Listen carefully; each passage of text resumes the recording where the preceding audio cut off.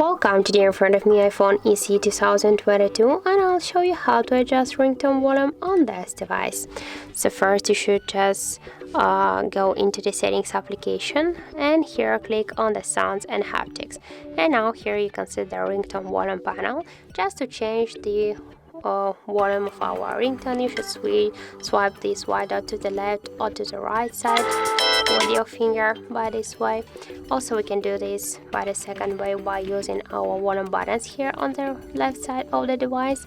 And now just be sure that here change with buttons switcher is turned on, and now we can change our ringtone volume by using up volume button by press it up and press it